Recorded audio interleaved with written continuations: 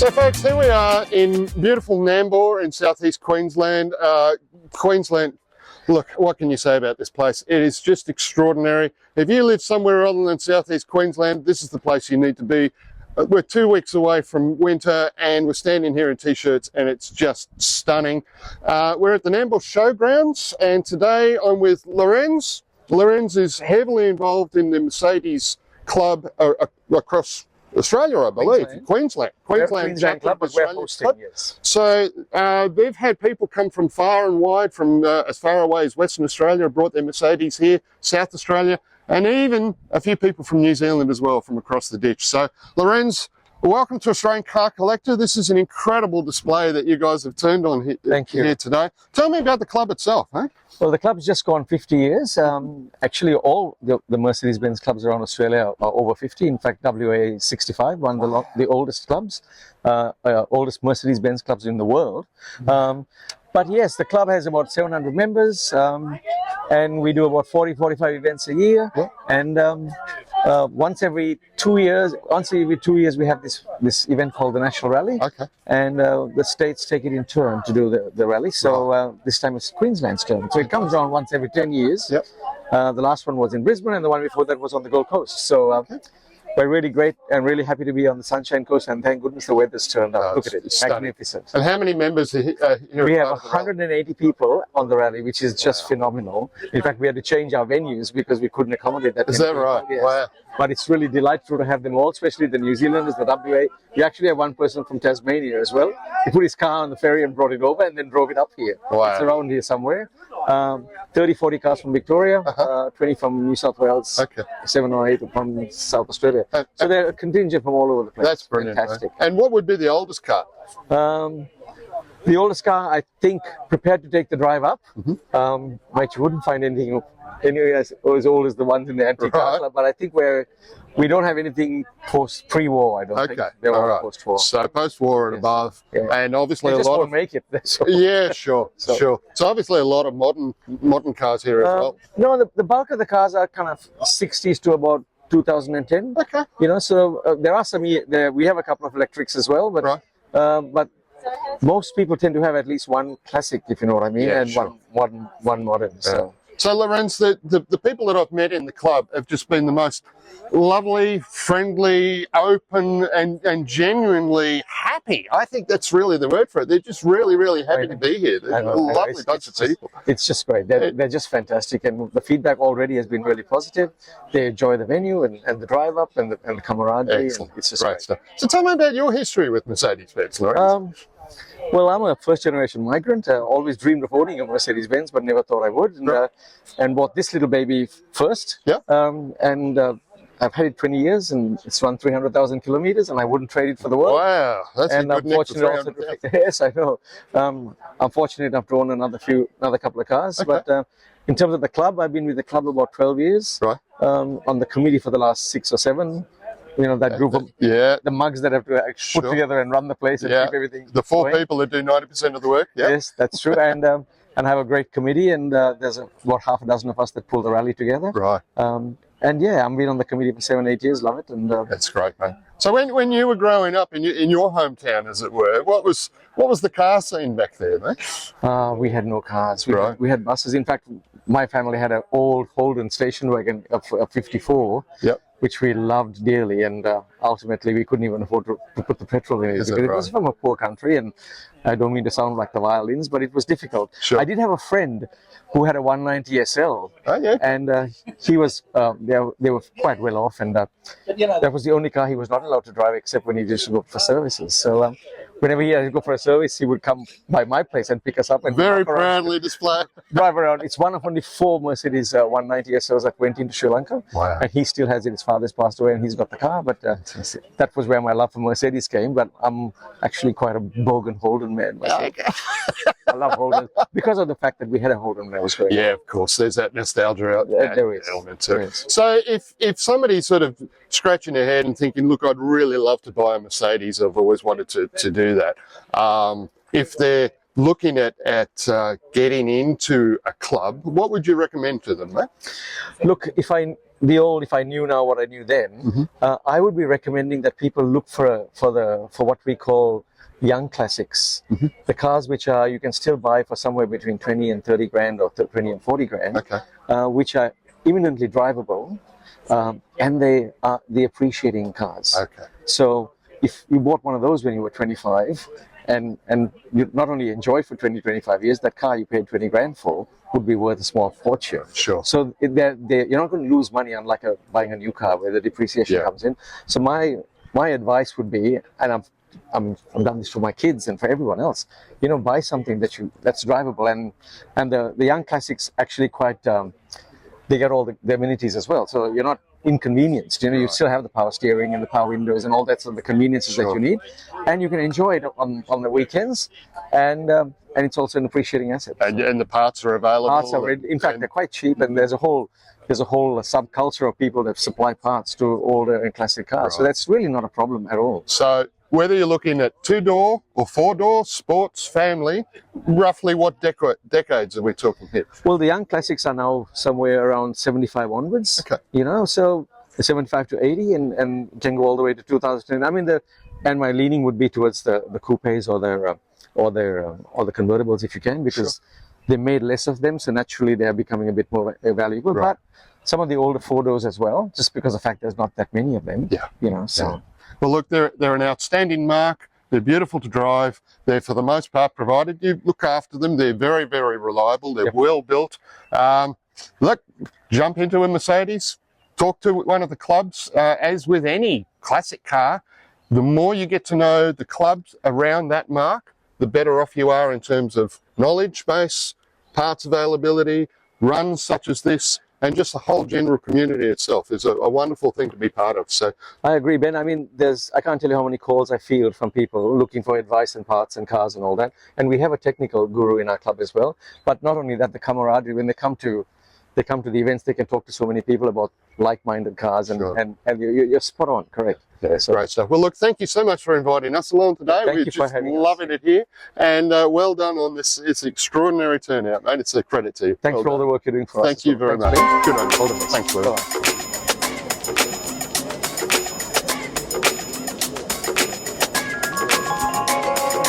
So, folks, here we are at Sunshine Coast Antique Car Club, and I've managed to snaffle Kev. Kev's president of the club now. So Kev's very kindly offered to give us a guided tour through the clubhouse itself. And look, from what I've seen of it so far, this is quite extraordinary. You really got to stick around and watch this. It's a beautiful thing. So Kev, I think down this end we've got sort of more tool space. So I noticed that you have a piece of equipment there that is not often seen in an area such as this, and more likely seen in a restoration shop. And if I'm not mistaken, Kev, I believe this is an English wheel. Yes, that's an English wheel. Are we able to take the cloth off that, Kev? Oh, I don't see any reason why we can't.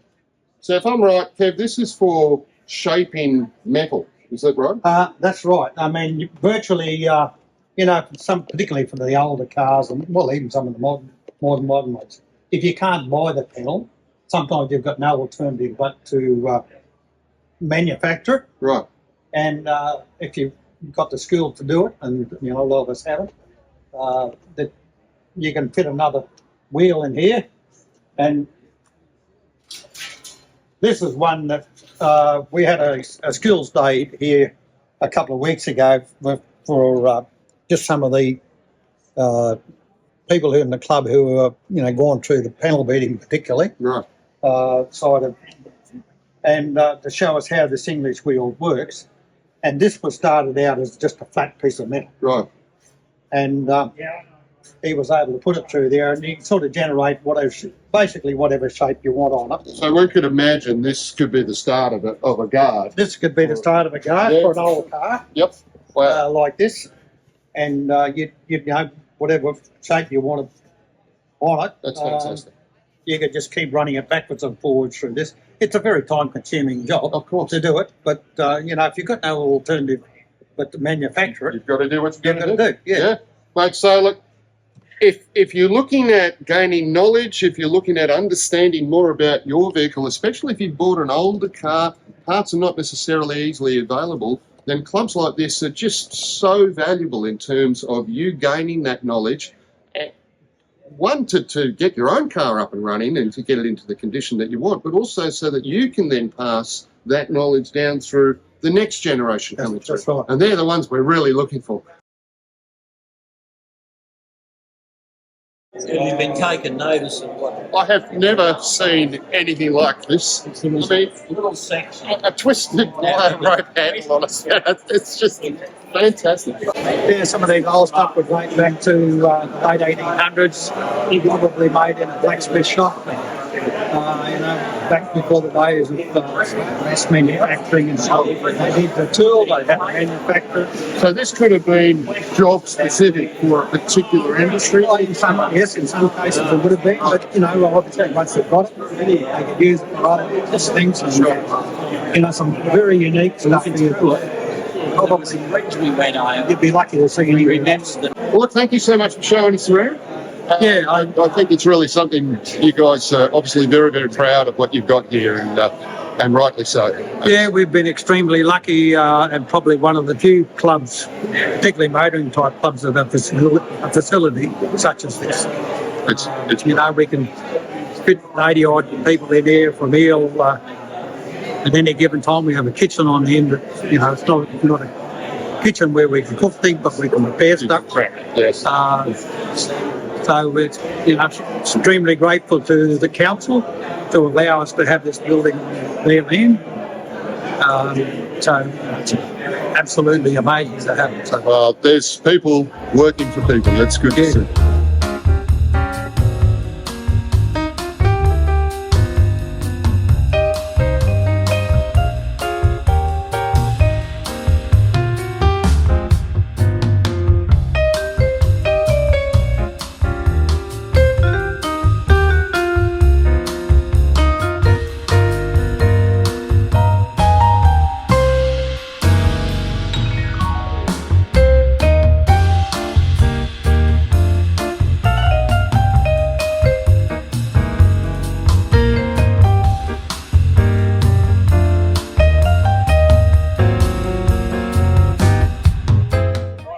So, folks, when you get to know motoring clubs such as this, you come across real gems.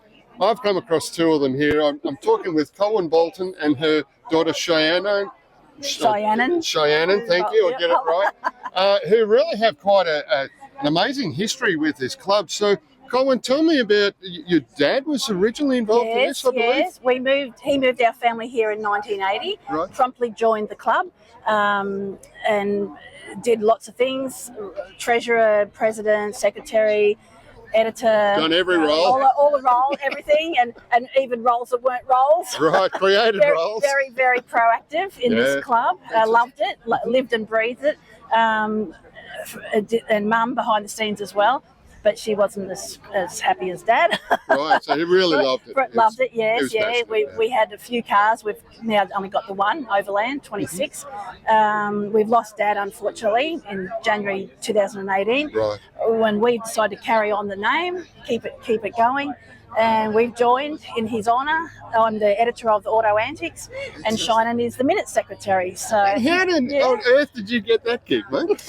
I didn't actually put my hand up for it myself. My hand was put up by someone else, but I was happy to help where I could. And it's a role I enjoy. Yeah, it's quite fun, and it's good to stay involved with the club. With Grandpa being a member for almost 40 years, it'd be good to almost perhaps be a member for that long as well eventually. Yeah. And when you were little? Yes.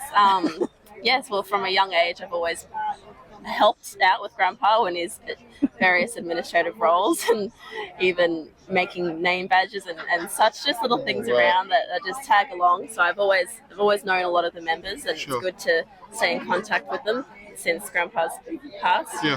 So it's good to see everyone. Yeah. Fantastic. So you're linked to cars themselves. Is that just through your grandpa, or have you got a sort of a deep-seated passion there as well? Oh, not that I know of yet. Not discovered. No. I do. Yeah. No, I'm an admirer, and I like the nice, pretty cars, but I'm not a driver of them. Right. Okay. So you haven't driven the Overland yet. Oh. Not around the, not on around the the road. showgrounds. Along here, yes, but not on the actual road. Interesting. Not qualified for that. Yeah. Oh, No. you never know. Like, It's a fine art. Is it? Picture, I'd love to. Yeah. So what's Yeah, your I love advice it. to the ladies? What would you say to them? Get in there and do it. Get in there and do it. There Get you in there and go. do it. Big part of Don't it. sit in the kitchen. Get out And in the bring the shed. kids in as well. Yes, We've got to yes. pass this knowledge, the skills, and the Yes. passion down That's through the right. generations. So Because I always saw Dad.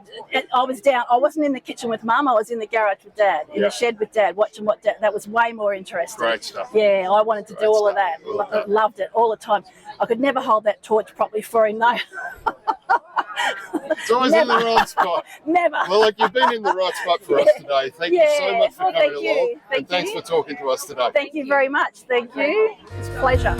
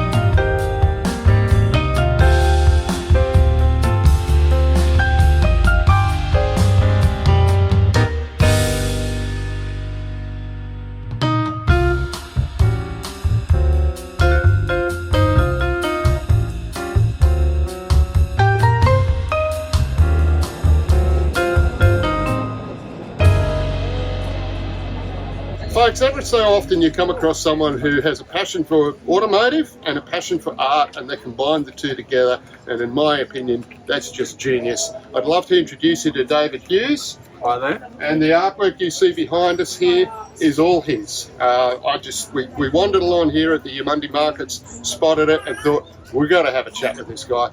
David, tell me about what's happening here. When did this all start? Well, I'm actually the son of a former racing mechanic. So my dad was a mechanic with the Repco racing team, and as a kid I grew up passing spanners. I couldn't fix the car to save myself, but because I can draw them, behold, There it is. this is what happened. So yes, I've got a love of cars plus artwork, and I'm a poster aficionado, so it's logical, isn't it? This is where you finish up. What a combo. So how long have you been doing this now?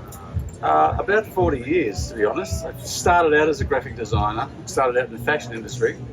I've worked for all sorts of people in my life, and this is my pet project to get me out of corporate work. So I'm transitioning from What a good idea. working for sharks to becoming one. There's a lot to be said for a life without stress, folks, that's for sure.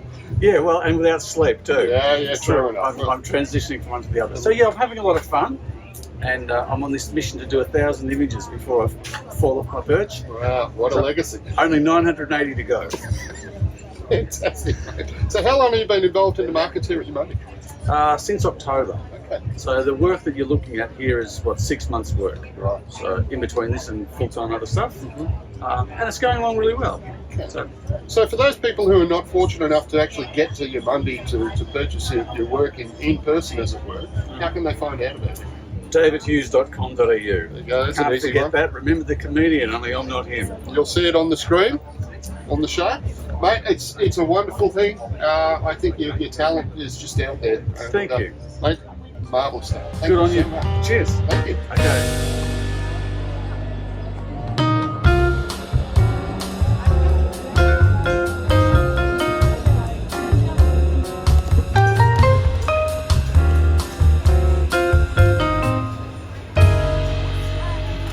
So folks, here we are at the world famous Eumundi Markets. This place is just incredible. If you come to Southeast Queensland, if you live in Southeast Queensland, you must come to the Eumundi Markets. It's just fantastic. And we've happened upon an old, I think it's an FJ. FX, the first one, FX Holden. I'm here with Cecilia, and we have this beautiful Car Sense company producing these wonderful air fresheners, Car Sense for cars. So Cecilia, tell me about this extraordinary company. Well, this is my daughter and her husband's company that they started 10 years ago. They started with the candles that have a crackling wick, and that's where the crackling candle code name came from. Makes a beautiful crackling sound when you burn it. And then they decided to buy the car and do the Car Sense, which I've been doing for them for 9 years. And they are amazing. They last for months. The old car comes up. Everyone loves to come and have a look at the car, to talk about the car.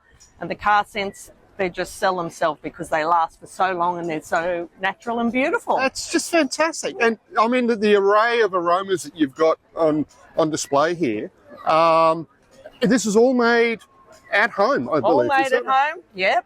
And who dreamt this idea up? Well, my daughter started with the candles as just a little business on the side, and it started to go quite well. So hubby left his job and joined in, and then he came up with the Car Sense because he wanted the car.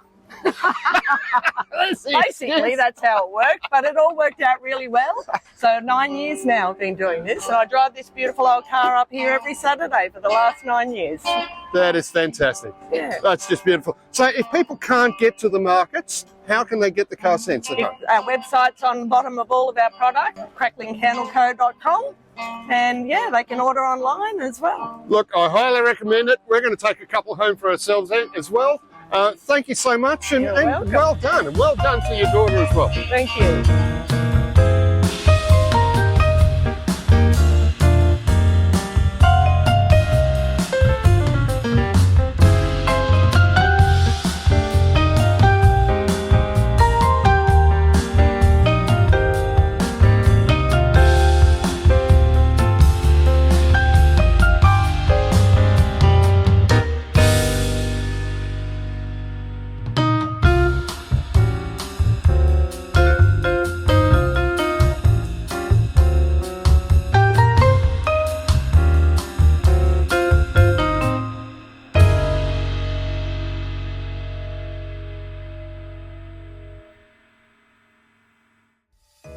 So, if you've got a car, if your friend, family member, whoever it is, has got a car that you'd love to see featured on the show, then right down the bottom of the screen here is where you're going to find a link to it.